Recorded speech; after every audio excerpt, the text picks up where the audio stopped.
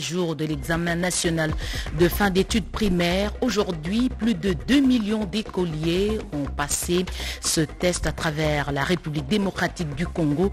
Le coup d'envoi a été donné à Kisangani par le ministre Tony Mwaba de l'enseignement primaire et secondaire.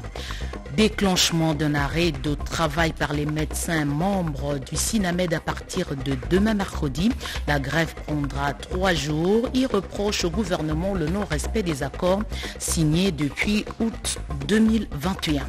Pendant ce temps, cette grève divise. Le SIMECO boycotte ce mouvement qu'il qualifie de non motivé. Son secrétaire général salue les dernières nominations au profit des agents publics. Ce syndicat dit être réaliste et responsable. Voilà tout pour le sommaire. Encore une fois, bonsoir et bienvenue.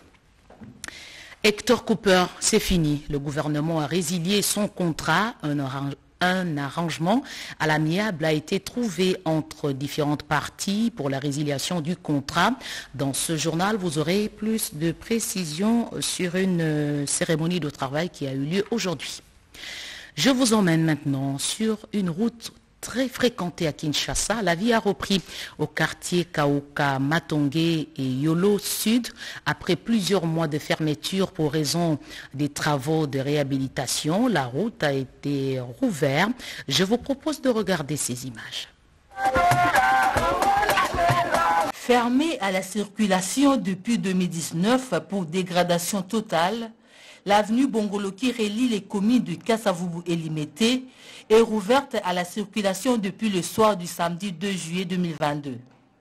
Le président de la République, Félix Antoine Tshisekedi, est le tout premier usager à l'avoir emprunté le samedi dernier de retour du pôle Malébo, où il a remis des résidences aux officiers supérieurs et généraux des FARDC. Par la même occasion, le chef de l'État a inauguré le nouveau pont Bongolo jeté sur la rivière Kalamou. La réhabilitation de ces infrastructures est un vrai soulagement pour les usagers de ces quartiers contraints à un long détour. Je suis très impressionné parce que ça fait une belle lurette que ces projets étaient depuis le gouvernement antérieur. Là, nous venons de voir du visu comment a été inauguré, puis non seulement ce pont, nous voyons, la rue est maintenant éclairée. Donc ici, maintenant, cet endroit est révalorisé grâce aux efforts de son Excellence le Président de la République, Félix Antoine Tshisekedi. Et voilà pourquoi je dis tout haut que nous devons lui accorder une seconde chance aux prochaines échéances en 2023. Désormais, on peut partir des communes de Bandalungwa, Ngiringiri et Kasavubu pour déboucher directement à Limete en traversant les quartiers Kaouka et Yolo. D'importants travaux de curage de la rivière Kalamou et le bétonnage de l'avenue Bongolo ont été effectués en plusieurs mois pour rendre cette voie de nouveau accessible. En plus, le nouveau pont Bongolo surélevé facilite la traversée des véhicules, contrairement à l'ancien pont détruit. La chaussée fait 1500 mètres et il y a un canal qui part de ce pont, le pont Bongolo, pour déboucher vers les stades du 20 mai. Alors, le long du canal, il est prévu 2 routes qui longent le canal. Et les 2 routes vont déboucher sur l'avenue Victoire. Et à côté du canal, nous avons réservé un espace de jeu, un aire de repos. Nous sommes plus que satisfaits de voir le président lui-même venir ici visiter l'avancement des travaux du pont. Et de ce fait, je pense qu'il a lui-même, en tant qu'autorité numéro 1 du pays, inauguré de fait ces ponts. Le parachèvement de l'avenue Elengue Saki débouche sur Mongafula permettra le désenclavement total du centre de la capitale vers l'ouest. La réhabilitation de Bongolo, autrefois symbole de la déliquescence de la voirie de Kinshasa, vient de s'ajouter à d'autres infrastructures routières réhabilitées sous l'ère Tshisekedi dans la capitale congolaise.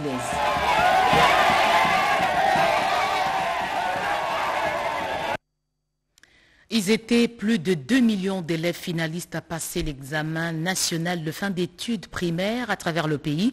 Des candidats repartis dans plus de 8000 centres. Le temps était donné à Kisangani. Tony Mwaba, vous allez l'entendre, souhaite que les résultats reflètent le niveau réel des enfants. Emmanuela Commissaire Moukatoum. Alignés devant les salles de classe, ces élèves s'apprêtent à affronter l'examen national des fins d'études primaires. Plus de 2 millions de candidats participent à l'examen national des fins d'études primaires ENAFEP 2022 ce 5 juillet dans toute l'étendue de la République. Le ministre de l'EPST, Tony Mwaba, a donné le coup d'envoi de cette épreuve au collège Maëlé à Kisangani, chef-lieu de la province de la Tchopo. Les candidats seront répartis dans plus de 8000 centres d'examen. Le souhait du ministre est que les résultats qui en découleront reflètent le niveau réel atteint par chaque finaliste. J'en appelle donc les intervenants à tous les niveaux à plus de responsabilités dans les faits et gestes qu'ils auront à poser. Chers élèves, je tiens à vous rappeler que tout au long du cycle primaire, qui sera bientôt sanctionné par les certificats des fins d'études primaires, nous vous avons inculqué des valeurs pour que le Congo démocratique d'aujourd'hui et de demain, que son Excellence, Monsieur le Président de la République et chef de l'État, Félix Antoine Tshisekedi Tshilombo, voudrait fort, prospère et rayonnant, puisse respirer la paix, la justice et le travail. Initialement prévu pour le 23 au 24 juin dernier, l'examen avait été reporté suite à des contraintes liées au transport aérien. Le ministre de l'enseignement primaire, secondaire et technique, le professeur Tony Mwaba Kazadi, avait annoncé le réaménagement du calendrier par un communiqué pour rassurer les parents d'élèves, les gestionnaires scolaires des chefs d'établissement scolaires et les élèves. À noter que le gouvernement de la République a exempté tous les élèves de la 6e année primaire du paiement de frais de participation à l'examen national des fins d'études primaires. Cet examen, justement, a concerné les 26 provinces. On fait le tour du pays avec Eric Kabamba dans ce résumé. L'examen national des fins d'études primaires a toujours été un grand jour pour le finaliste de ces cycles. Cette année, pendant 48 heures à Kinshasa, comme à l'intérieur du pays, plus de 2 millions de candidats vont devoir se mettre à l'épreuve. Dans la province du Tanganyika, près de 12 000 élèves, dont 5 000 filles, étaient tôt le matin devant leurs centres respectifs.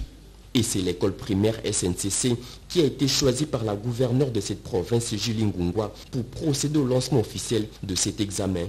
Elle a également remercié tous les enseignants pour les efforts consentis malgré les conditions difficiles d'encadrement des élèves. Prudence, concentration pour que les lauréats de cette édition sortent de la province du Olomami. C'est avec ces mots d'encouragement que la gouverneure de cette province, Isabelle Yumba, s'est exprimée devant ces milliers de finalistes et autres autorités de la province pour lancer officiellement l'ENAFEP de cette édition 2022.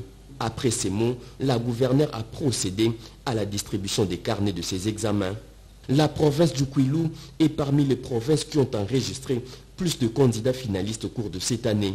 296 centres ont été aménagés pour accueillir 50 000 candidats dans le territoire d'Idiofa et 13 centres pour près de 24 000 finalistes pour le territoire de Massimanimba. La gratuité de l'enseignement primaire a eu des effets positifs dans la province du Kwango. Cette province vient d'enregistrer cette année un chiffre record contrairement aux années précédentes. Plus de 28 000 candidats étaient présents pour cette édition de l'ENAFEP 2022 et répartis à 171 centres. Et c'est le vice-gouverneur de cette province qui a procédé au lancement officiel de ces épreuves. Comme annoncé, le syndicat national des médecins du Congo va lancer à partir de demain le mouvement de grève. Seules les urgences seront prises en compte dans les hôpitaux publics. Le SINAMED reproche à l'employeur le non-respect des accords conclus depuis août 2021. Se sont regroupés dans l'Assemblée générale au Conseil provincial d'études républiques et moi je parle au nom des médecins de Kinshasa et avons décidé du service minimum. Service minimum qui commence le demain, nous allons nous limiter juste à la prise en charge des urgences, les urgences uniquement. Et là, les consultations externes sont annulées, tous les cas électifs programmés des cas et des interventions sont annulés et les malades qui sont hospitalisés nous allons accélérer leur sortie. Les médecins qui sont dans les CTECO, dans les centres de prise en charge de la COVID-19, vont se conformer également aux dispositions de la grève. La grève étant garantie par notre Constitution de la République, nous invitons tous les médecins membres du SNAMED à observer cette grève comme prévu dans notre règlement de l'intérieur à l'article 7 et les récalcitrants vont subir la rigueur de l'article 69. Le gouvernement de la République qui a signé l'accord avec nous le 3 août 2021 n'a pas honoré ses engagements. Là, nous sommes en budget, à l'exercice budgétaire 2022, mais rien n'est pris en compte. Donc nous pensons que le gouvernement écoutera et continue à échanger avec nous afin que nous puissions, nous tous, travailler pour l'intérêt de la population. Car l'État congolais a le devoir de prendre en charge sa propre population. Nous sommes de cœur avec la population congolaise en général et particulièrement celle de l'Est du pays qui sont en guerre et cette population qui est meurtrie. Chers médecins, seule la lutte libère. Des propos recueillis par Odépanda. Justement, contre toute attente, le SIMECO rejette le mot d'ordre de grève. Ce syndicat estime que la grève n'est pas motivée. Son secrétaire général a donné les raisons dans une conférence de presse tenue à Kinshasa. Reportage de Fabrice Wanzeng et Djokoli Kosama, Nathalie Bouledi, Thomas Bassiloa. Pas de grève non motivée pour les médecins du SIMECO.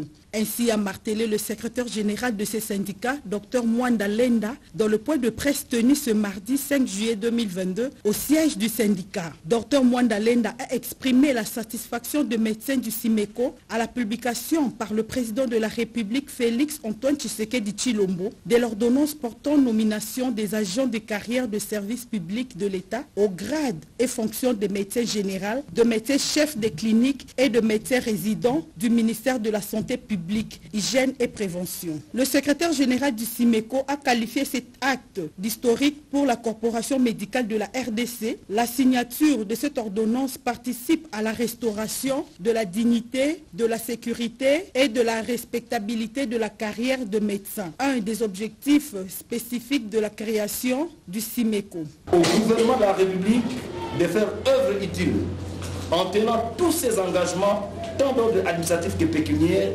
pris dans le cadre de l'avenant à l'accord du 3 août 2021, récemment conclu au village Vénus de Libre. À tous les médecins de services de l'État de rester sereins, mobilisés et vigilants, de préserver les acquis de notre combat syndical et de continuer à nous faire confiance pour les résultats attendus. Enfin, le SIMECO réaffirme sa détermination à continuer à être un syndicat éthique, porteur de vraies valeurs qui font la noblesse de la corporation médicale et agissant avec intelligence et responsabilité dans une approche de vérité, de réalisme et d'objectivité. Autre chose, le Conseil supérieur de la magistrature lance une guerre contre la corruption. Le président de la Cour constitutionnelle a pris cet engagement aujourd'hui au cours de l'ouverture des travaux de l'Assemblée générale de l'appareil judiciaire. La justice congolaise présente un visage peu reluisant à lâcher Dieudonné Kamuleta en présence du Premier ministre qui a pris part à cette cérémonie. Pati Tondouango. En présence du Premier ministre Jean-Michel Samalukonde Kyenge, ils seront au chevet de la justice congolaise du 5 au 13 juillet 2022. C'est la salle Marcel Liao à la Cour de cassation qui reçoit tous les membres du Conseil supérieur de la magistrature, membres de l'Assemblée générale. 6e du genre, cette session extraordinaire du Conseil supérieur de la magistrature va tabler sur les devenirs du pouvoir judiciaire en République démocratique du Congo. Le président de la Cour constitutionnelle, Dieudonné Kamuleta, en présence des 3 présidents du Conseil supérieur de la magistrature, a dans son discours d'ouverture rappelé la volonté du magistrat suprême Félix Antoine Tshisekedi Tshilombo exprimée dans son discours de lancement des travaux de 100 jours. La justice congolaise présente un visage peu reluisant. Il faut lui administrer une thérapeutique de choc. Et c'est ce qui va être fait au cours de ces assises. À ce sujet, il me paraît impérieux de vous remettre à l'esprit les termes de ces assignations tels que formulés par le magistrat suprême. Je le cite. Je vais veiller à ce que la justice soit administrée par des personnes intègres et aux valeurs morales irréprochables, disposées à lutter contre la corruption qui ternit l'image d'un véritable état de droit. Le concours du Conseil supérieur de la magistrature sera déterminant pour parvenir à cet objectif. L'appareil judiciaire et autres structures Le Premier ministre Jean-Michel Sama Lukonde Kyenge, représentant personnel du chef de l'État, a pris part à cette cérémonie en tant que chef du gouvernement, soucieux de matérialiser la vision du chef de l'État sur ces volets. Dieudonné Kamouleta a terminé son propos en appelant les uns et les autres à plus d'engagement pour une justice juste. Diplomatie, l'embargo des Nations Unies sur l'achat des armes par la République démocratique du Congo. La Russie a voté contre. Son représentant RDC a exprimé le soutien du Kremlin à Kinshasa au cours d'une séance de travail avec le coordonnateur du mécanisme de suivi de l'accord cadre d'Addis Abeba, Robert Ndaïchi-Sensé. Toute logique des rencontres et d'échanges que le mécanisme national de suivi de l'accord cadre a initié depuis plusieurs mois avec les partenaires privilégiés de l'accord cadre d'Addis Abeba. Situation sécuritaire à l'est de la RDC oblige les hauts représentants du chef de l'État au mécanisme régional, Claude Ibalanki et Colomba, à échanger ce lundi 4 juillet 2022 avec Victor Toukmakov, chargé d'affaires de la Fédération de la Russie en République démocratique du Congo. La résolution 2641 du Conseil de sécurité prorogée jusqu'au 1er juillet 2023 sur l'embargo des armes à destination de la RDC, l'incursion de l'armée rwandaise sous la couverture du M23, des sujets abordés lors des échanges. Comment un pays membre du mécanisme régional de suivi peut servir de base arrière au mouvement terroriste et agresser la République démocratique du Congo à l'indifférence totale des autres pays membres, s'interroge Victor Toukmakov. Les Congolais peuvent toujours compter sur la Russie en ce qui concerne la possibilité pour le pays de s'approvisionner en tout le matériel qui est nécessaire pour l'armée et pour la police nationale, pour les autres structures en matière de sécurité. En dépit de l'embargo du Conseil de sécurité de l'ONU sur les armes et des sanctions irrélatives, la Russie envisage de perspectives de coopération entre les deux nations.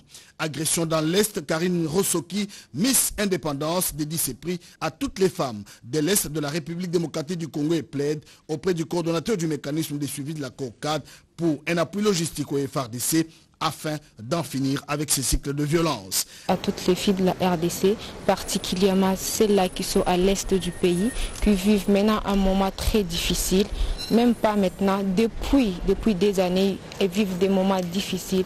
Je vais leur demander d'être fortes, parce qu'elles sont intelligentes, elles sont capables de faire des choses. C'est le moyen qui leur manque, de rester telles qu'elles sont, je crois. Dans peu de temps, nous aurons la paix dans l'est du pays. Alors que Kinshasa accuse Kigali de soutenir militairement les rebelles du M23 pour déstabiliser l'Est de la RDC, sa grâce, Dr Tite Andé Georges, archevêque de l'église anglicane du Congo, a dit au coordonnateur du mécanisme de suivi de l'accord cadre, Claude Ibalanki, qu'il faut privilégier l'approche diplomatique du dialogue pour sortir de la crise. Pour Dr Tite, ses collègues du Rwanda sont disposés à fumer les calumets de la paix pour que le peuple de deux pays vive dans la quiétude. Processus de paix en Ituri, les communautés Ema et Lendu appelées à transcender leurs différends au profit de la paix. Appel lancé par le vice-gouverneur de cette province, c'était lors d'une journée de réflexion sur la pacification. On fait le point avec Junior Selimani. La pacification de l'Ituri entre dans sa phase décisive. Toutes les couches de la population mettent leurs efforts ensemble pour appuyer le démarche de l'administration militaire pour le rétablissement de l'autorité de l'État dans cette province sur initiative de la société civile. Chefs coutumiers, notables des communautés Lendu et Ema réfléchissent depuis ce mardi 5 juillet sur la situation sécuritaire en Ituri. Pour le coordinateur de cette structure citoyenne, l'ingénieur Dieudonné Lossa, l'air a sonné pour que les deux communautés filment le calumet de la paix. À l'issue de cette consultation, les résultats ci-après sont attendus. L'adhésion des chefs coutumiers et notables de Lendu et Ema à la vision des comités LOL et leur implication dans la démarche de rapprochement de Lendu et Ema sont obtenus. Les problèmes et les années conflictuelles qui constitue un frein au rapprochement, c'est-à-dire la cohésion sociale, entre Ema et Lendu, sont identifiées, analysées et priorisées. Les informations nécessaires sont disponibles pour faciliter la mise en place du groupe consultatif de processus de médiation. Au vice-gouverneur de l'Ituri, le commissaire divisionnaire Alonga Boni Benjamin d'interpeller la conscience collective des participants à aborder cette question de la paix, sans hypocrisie. Peuple iturien, Ema et Lendu, nous sommes unis par le sort. Ouvrons nos cœurs longtemps enfermés et pour de bon, prenons le plus bel élan dans la paix. pour bâtir un retour meilleur. Depuis le début de cette année, la communauté itourienne réunie au sein de l'INADI travaille côte à côte avec l'administration militaire pour sensibiliser les miliciens à déposer les armes et participer aux efforts de paix amorcés par le chef de l'État, Félix Antoine Tshisekedi Tshilombo, matérialisé par le gouverneur militaire, le lieutenant général Luboyanka Shema Johnny. En ces jours, un climat de sécurité et de confiance règne sur toute l'étendue de la province. Dans quelques heures, le trafic va reprendre au poste frontalier de Lufu entre la République démocratique du Congo et l'Angola. Cette décision intervient près de 2 ans après sa fermeture suite à la pandémie de coronavirus. Justement, le vice-premier ministre, ministre de l'Intérieur, a fait le déplacement du Congo central pour donner le ton José Baïtouambo. Un déplacement qui suscite déjà de la joie auprès des vendeurs et acheteurs de marché Lufu, marché situé à la frontière entre la République démocratique du Congo et l'Angola. Le vice-premier ministre, ministre de l'Intérieur et Sécurité, qui reçoit toujours une aide d'honneur à son arrivée à Kasangulu, est venu procéder au lancement de ce centre de négoce fermé depuis pratiquement 2 ans suite à la pandémie du coronavirus. Je viens à Lufu pour la réouverture de la frontière RDC-Angola. Comme je suis arrivé ici à Matadi, je vais quand même tenir une réunion de sécurité pour savoir ce que serait l'état de la sécurité de la province, mais aussi le niveau d'exécution des mesures que nous avons dernièrement annoncées au nom du gouvernement par rapport à ce phénomène d'attaque contre des citoyens, congolais ou pas, à morphologie négotique. Les patrons de la territoriale et toute son équipe ont été reçus par le gouverneur de la province du Congo central, Guy Bandou Dungidi. La fermeture de cette frontière depuis mars 2020 a pesé en effet lourdement sur les communautés transfrontalières habituées à commercer et voyager. Et les commerçants de ces 2 pays attendent avec impatience les retours à la normale au poste transfrontalier de Lufu. 7 milliards de dollars américains pour soutenir les actions de développement en République démocratique du Congo pendant 5 ans. Cette allocation est de la Banque mondiale et puis l'annonce était faite au ministre d'État du budget par le directeur des opérations de la Banque mondiale. Pendant ce temps, Aimé Boji Sangara envisage également de déposer le projet de loi de finances 2023 dans le délai à l'Assemblée nationale. C'est une rencontre ne peut plus importante, présidée ce mardi 5 juillet 2022 par le ministre d'État chargé du budget Aimé Boji Sangara Bamanioé au profit des services de son portefeuille impliqués dans l'élaboration du projet de loi des finances pour l'exercice 2023. Les participants, dont le vice-ministre du budget Lisée Bokoumouana Maposo et les responsables de la Direction générale des politiques et programmation budgétaire, ont passé en revue le calendrier des activités relatives à l'élaboration du projet de loi des finances de l'exercice 2023. Comme avec le projet de loi de 2022 déposé à temps à l'Assemblée nationale, le ministre d'État Boji met bouchée double pour éditer cet exploit. Il a affirmé que depuis début juillet, les grandes activités sont activées. Le cas de la programmation budgétaire 2023-2025 et le processus de fixation des prévisions budgétaires 2022. L'agriculture, la santé et l'éducation passent en priorité selon la vision du chef de l'État, Félix Antoine Tshisekedi Tshilombo.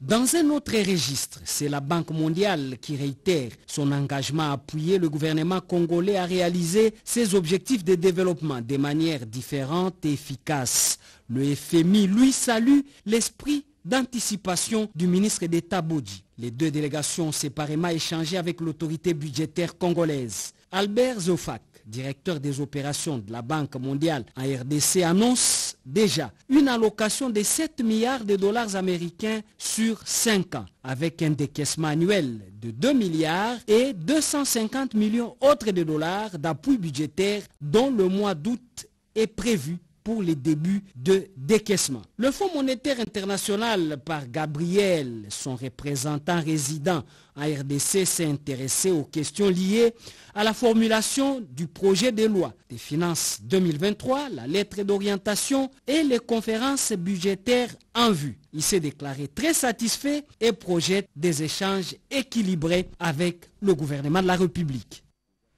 Comment ouvrir la République démocratique du Congo en termes d'assurance à un marché concurrentiel pouvant générer $1 milliard américains l'année? Un rapport a été présenté par l'autorité de régulation des marchés de contrôle des assurances. C'était au cours d'une conférence de presse, d'une conférence sur la libération du secteur des assurances. Faire un état des lieux du secteur des assurances en République démocratique du Congo, c'est évidemment l'objectif principal de cette conférence. Bertin Mawaka, directeur de cabinet du ministre des Finances, représentant les ministres, a salué le dynamisme observé de l'équipe de l'ARCA pour l'envol du secteur des assurances, mais aussi ses aptitudes managériales. À l'instar des efforts fournis par le ministère des Finances dans la maximisation des recettes fiscales, la même énergie sera consacrée dans l'accompagnement de l'ARCA pour améliorer le taux de pénétration des assurances dans notre pays. Au cours de sa brillante intervention, le directeur général de l'autorité des régulations et des contrôles des assurances, Alain Kaninda, a rappelé les fondamentaux du secteur des assurances avant d'évoquer quelques innovations apportées par les codes des assurances promulgués en 2015. Au bout de 3 ans d'activité, nous avons aujourd'hui voulu faire ce rapport parce que nous avons une obligation. Le décret qui crée l'ARCA oblige l'ARCA à faire chaque année le rapport sur le marché. Qu'est-ce que ces sociétés-là ont fait comme chiffre d'affaires? Qu'est-ce qu'elles ont fait comme indemnisation? Quels sont les sinistres qu'on a eu au niveau de notre marché et qui ont rencontré de la part des assureurs une indemnisation, un remboursement? La libéralisation du secteur des assurances en RDC a réellement pris son envol et la réforme est résolument en marche. Des échanges à la Commission électorale nationale indépendante autour de la réussite du processus électoral. Dernier groupe à être reçu, c'est le parti politique Avenir du Congo, ACO. Tétis Samba, reportage.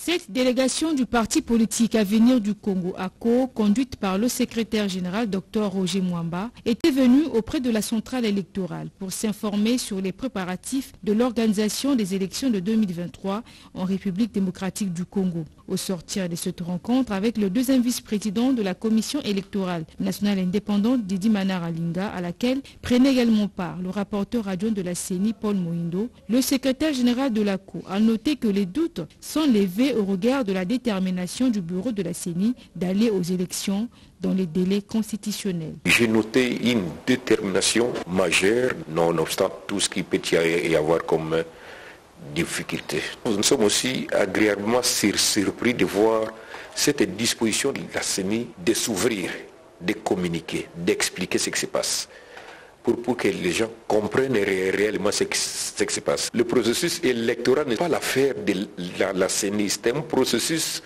qui nous regarde tous. Chaque Congolais qui sait que les résultats des élections peuvent impacter positivement ou négativement sur sa vie, doit veiller sur le processus électoral. Pour le secrétaire général de l'ACO, parti cher à l'ambassadeur Dani Banza, cette formation politique doit préparer ses militants à être prêts. En ce qui les concerne en tant qu'acteurs politiques, l'ensemble des Congolais, que les élections les concernent au plus haut point.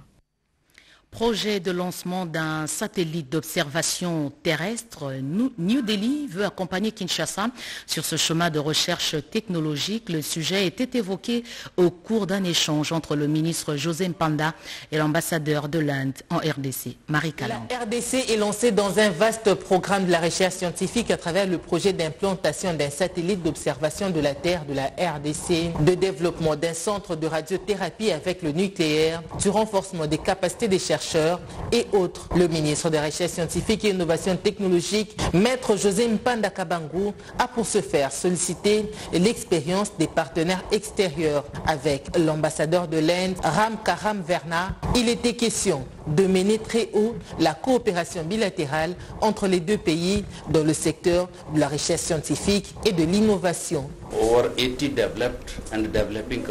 Actuellement, l'Inde aussi a aidé plus de 18 pays développés concernant le lancement de leurs satellites tels que l'Allemagne, l'Israël. L'Inde est prête parce qu'elle dispose des équipements satellitaires très professionnels pour aider les pays amis pour envoyer les satellites dans l'espace. Chaque année, l'Inde a plus de 900 bourses disposées pour aider les membres du ministère qui travaillent dans les différents ministères de la RDC.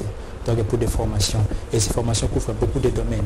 On a le domaine de la télédétection, développement rural, le domaine spatial, la technologie. Juste après, le patron de la recherche scientifique a eu une séance de travail, tout d'abord avec le comité de gestion sortant du CGA, sur les réformes du CGA en entreprise publique et sur l'harmonisation des avantages sociaux, et cela avant l'exécution de l'ordonnance par le ministre. Il en était question également avec le comité de gestion entrant de l'INERA et les syndicalistes du crèche. Toujours au ministère de la Recherche scientifique, 9 pick-up 4x4 dont du gouvernement ont été réceptionnés par le ministre Mpanda en présence des responsables de Congo Motors et du directeur des services généraux du secrétariat général. L'autorité de régulation du secteur de l'électricité ARE est désormais membre de l'association des régulateurs de l'énergie de l'Afrique de l'Est. Son admission au sein de cette structure est intervenue lors de la 14e session annuelle de l'Assemblée générale. L'adhésion de l'autorité des régulations du secteur de l'électricité à l'association des régulateurs de l'énergie de l'Afrique de l'Est est intervenue vendredi 24 juin 2022 en marge de l'Assemblée générale de l'EREA tenue à Bujumbura au Burundi. Le 23 juin, la veille de l'Assemblée générale, Madame Allegri Yantumba, experte chargée de l'administration de l'ARE, a au nom de la directrice générale, Dr Sandrine Ngalula Mubenga, présenté l'ARE par visioconférence auprès des autres membres de l'EREA. Elle leur a parlé notamment de la réglementation du secteur congolais de l'électricité qui est devenue une réalité et de différentes missions de l'ARE. Three main visions, which are regulation, protection and network access. En tant qu'association multilatérale de régulateurs nationaux de l'énergie des pays de la communauté de l'Afrique de l'Est, l'EREA est un cadre harmonieux au sein duquel les institutions nationales de régulation travaillent ensemble pour promouvoir l'union de l'énergie, à savoir l'harmonisation des cadres réglementaires de l'énergie, le partage d'informations et le renforcement durable des capacités. L'ARE a été retenue comme membre officiel de l'ERA et nous étions en train de préparer l'Assemblée générale qui aura lieu demain. Nous avons pu présenter au comité l'ARE, sa mission, sa vision et ce que nous faisons sur terrain. Au sein de ce forum des régulations de l'énergie de l'EACE, l'ARE travaillera en étroite collaboration avec les autres instances de régulation du secteur de l'énergie de cette organisation dont la RDC est membre grâce au président de la République, Félix Antoine Tshisekedi. Dans les prochains jours, la route qui mène vers la cité de Nkamba au Congo central sera asphaltée. Les ingénieurs de l'agence congolaise des grands travaux vont travailler sur ce chantier. Ils ont eu des échanges avec des collaborateurs directs du chef spirituel de l'église kimbangiste, Emmanuel Commissaire Betty Amani. À son arrivée sur le site de la Terre Sainte du Kimbanguisme, l'équipe des ingénieurs de l'Agence congolaise des grands travaux a été reçue par le conseiller direct du chef spirituel André Mbenza-Kiangani. D'une oreille attentive, ce dernier a écouté la présentation du travail qui sera fait et qui aboutira à l'aménagement de la route nationale numéro 12 pour accéder à Kamba en partant de Mbanza-Ngungu après un parcours de 600 km, la production d'un master plan pour l'aménagement dans le temps de l'aérodrome existant et l'aménagement des 45 km de la route de la passation avec des raccordements par endroits à la RN12. Pour ce travail, la CGT a déployé du matériel et du personnel. L'ingénieur Eric Ngilo a conduit ses équipes. Ce que nous allons faire concrètement sur terrain, c'est de préserver le patrimoine que nous a légué Papa Simon Kimbangu, notamment la route de la Passion, qui doit être immortalisée à travers les travaux que nous allons faire. Au vu de ces déploiements massifs d'ingénieurs d'études, les responsables des Kamba voient déjà la dimension que revêtira ce lieu dans un futur proche. L'évangéliste Raymond Timba résume ses sentiments. Des choses successivement qui sont en train de nous freiner. C'est la route, les tronçons de Papa Simon Kimbangu, Kamba, Bangangongo et l'aéroport. Alors ces deux axes-là, si ça vient de s'achever, le travail vient de terminer en tout cas, il y aura une nouvelle ère pour le kimbanguisme. À noter que ce travail est fruit des derniers passages du chef de l'État où il avait promis d'honorer le martyr de Simon Kimbangu. Vous êtes intéressé par une formation en business, cette annonce vous concerne. Les 2 premières classes vont s'ouvrir à Kinshasa à partir du 18 jusqu'au 20 juillet prochain. Des précisions dans ce reportage signé Yvette Makuntima. Il s'agit d'un modèle d'éducation qui trouve sa sève sur l'investissement dans l'homme congolais pour faire de ces derniers une source économique compétitive à l'échelle internationale. Pour les 2 premières classes des Business School, les centres d'apprentissage AG Éducationnel Service et Futuro Group annoncent la tenue des sessions du 18 au 20 juillet 2022. Annonce faite devant les professionnels de la plume et du micro. 18 juillet au 20, donc 18, 19, 20 et ça sera au fleuve Congo. L'objectif en tant que Futuro Group and Ages, c'est d'investir dans l'être humain. La plus grande richesse d'une nation, c'est son capital humain. Le pays doit être assez compétitif. On est en train d'ouvrir nos frontières avec tous les pays, avec le East African Community. SADC, ça s'était déjà fait et autres.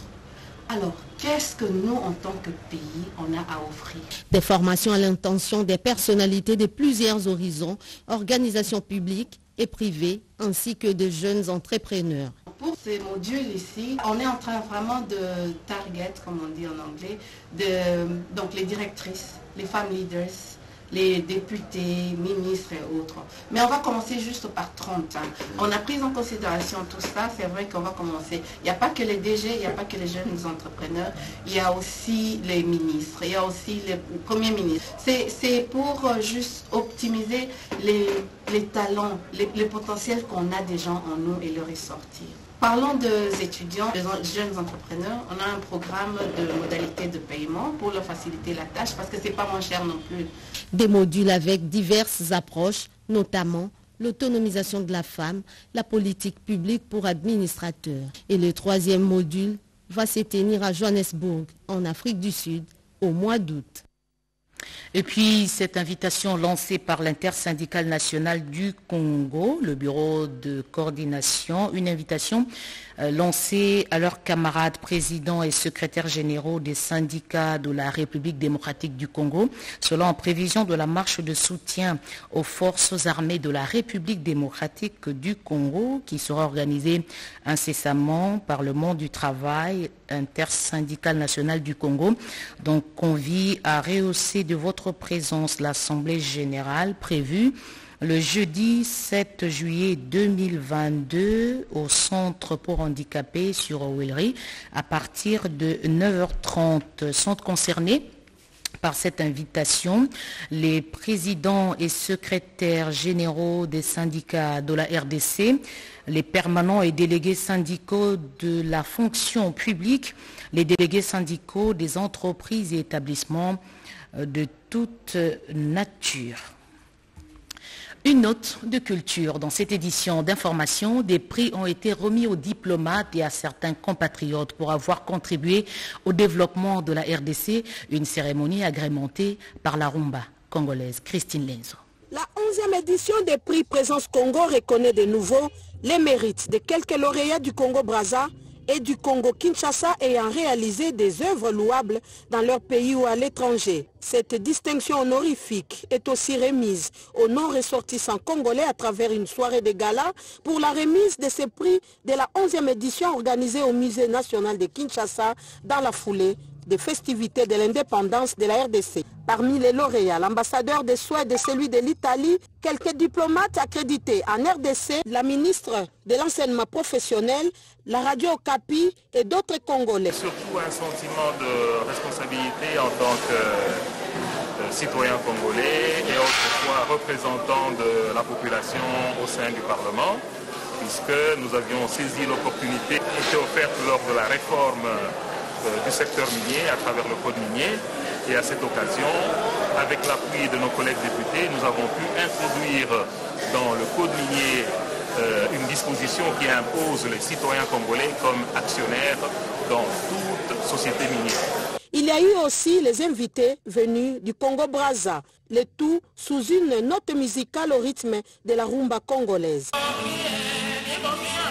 Pour rappel, c'est depuis Le Kenya fait la promesse à la République démocratique du Congo de tout mettre en œuvre pour un rétablissement de la paix dans sa partie orientale. Son ambassadeur accrédité à Kinshasa l'a affirmé au ministère des Affaires étrangères. Doris Mozotambri.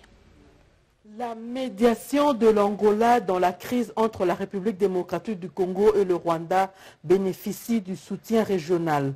L'ambassadeur du Kenya en RDC, reçu par le secrétaire général aux Affaires étrangères, a montré l'intérêt de son pays pour un retour définitif de la paix en République démocratique du Congo. Notre réunion visait juste à assurer le gouvernement de la RDC du soutien du Kenya sur le processus de paix qui est en cours au niveau de la partie est orientale de la RDC. Le Kenya est un partenaire dans le dialogue qui vise la paix. Et nous espérons tous que nous arriverons bientôt à mettre fin au problème qui est à l'Est. Le Kenya est derrière cette réunion.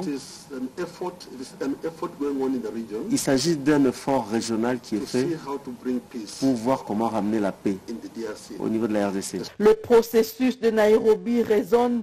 Les groupes armés qui écument la partie orientale de la RDC est piloté par le pays d'Ouru Kenyatta. Une nouvelle, la ville de Kinshasa informe tous les étrangers ou expatriés, adultes, étudiants, missionnaires et mineurs à partir de l'âge de 6 ans résidant à Kinshasa, excepté les membres du corps diplomatique et consulaire, les fonctionnaires internationaux, leurs conjoints ainsi que leurs enfants non mariés vivant sous leur toit, qu'elle procédera conformément à la Constitution de la République démocratique du Congo à l'identification de tous les étrangers de Kinshasa et à la délivrance de la carte de résidence pour étrangers. Pour ce faire, tous les étrangers sont tenus de se présenter dans les 10 jours à dater du 5 juillet 2022 à la Commission provinciale de supervision de la délivrance de la carte de résidence pour étrangers, dont le siège est situé au numéro 76 de l'avenue de la Justice, concession de l'église du Christ au Congo dans la commune de la Gombe. La ville prévient en outre qu'est passible d'une amende équivalent à 50% du montant à acquitter en sus du principal l'étranger qui n'aura pas obtenu sa carte de résidence dans le délai requis, et ce sans préjudice des sanctions prévues par la législation en matière de la police des étrangers. Ce communiqué officiel est signé Gentini Ngobilambaka. Restons dans la capitale. Lutte contre les déchets plastiques. Une opération de ramassage des récipients en plastique a été organisée par la commissaire générale en charge de l'environnement, Joël Makela. Kinshasa multiplie des stratégies pour se débarrasser des déchets plastiques, d'où cette marche de ramassage des déchets, bouteilles et tout autre objet en plastique. Itinéraire choisi, la place Bakayaou dans la commune de Bandalungwa jusqu'à Magasin Kintambo.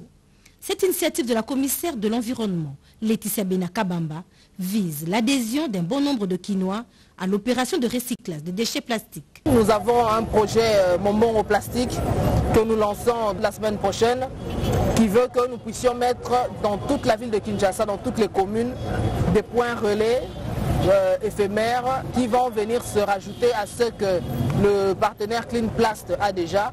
Le gouvernement provincial compte attirer d'autres investisseurs dans ce secteur. En fin d'année, nous lançons pour la première fois dans l'histoire de la ville la foire internationale du recyclage toujours dans la promotion de l'économie circulaire où les recycleurs des déchets plastiques vont venir de par le monde entier, venir faire des expositions, la mise surtout en réseau de tous ces acteurs autant locaux qu'internationaux. Outre la question de salubrité, l'hôtel de ville de Kinshasa a-t-on présenté les déchets plastiques comme source de revenus. Et pour terminer, Hector Cooper, fin de l'histoire. Le gouvernement vient de résilier le contrat avec le sélectionneur national des Léopards Football Senior. Un accord a été trouvé à l'amiable Willy Kandé. Bonheur Mafouana. Résiliation du contrat à l'amiable entre le sélectionneur national Hector Cooper et les Léopards Football Monsieur Senior. Tout s'est déroulé le mardi 5 juillet 2022 entre les deux parties. Le ministre des Sports, Serge Condé, la FECOFA d'une part, et de l'autre part, le sélectionneur Hector Cooper. Le football a des bons moments et des mauvais moments aussi. Moi, je suis désolé pour ne pas atteindre les objectifs que les Congolais voulaient. À la fin, on n'a pas pu avoir ça. Je répète encore, je dis c'est le football. Souvent les choses vont bien et souvent c'est le contraire.